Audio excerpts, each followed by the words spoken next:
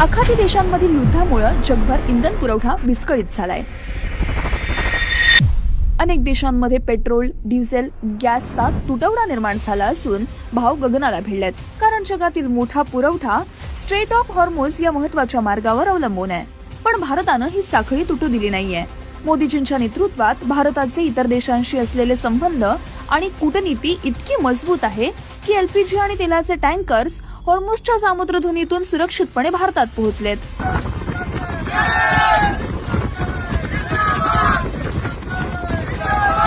भारतानं इतर ठिकाणांहून इंधनाची आयात वाढवली आहे। देशांतर्गत इंधन साठ्याची क्षमता गेल्या 10 वर्षात दुपटीने वाढली आहे। देशांतर्गत एलपीजीची निर्मिती वाढली आहे आणि देशात इंधन पुरवठा सुरळीत सुरू आहे। इतकंच नाही तर सरकारनं इंधन वाढ होऊ नये म्हणून पेट्रोल डिझेलवरील उत्पादन शुल्क म्हणजेच एक्साइज ड्युटी कमी केली आहे। पेट्रोल डिझेलवरील उत्पादन शुल्कात थेट 10 रुपयांची घट झाली आहे। यामुळे वाढत्या क्रूड इंधन दराचा तेल कंपन्यांना फटका बसणार नाही आणि भारतीयांनाही पेट्रोल डिझेल दरवाढ सहन करावी लागणार नाही। काँग्रेसचे नेते एलपीजी तुटवडा, दरवाढ आणि लॉकडाऊनच्या खोट्या अफवा पसरवतात। पण मोदीजींसारखं ठाम नेतृत्व देशात असताना काँग्रेसचं ही गलिच्छ राजकारण इथे चालणार नाही।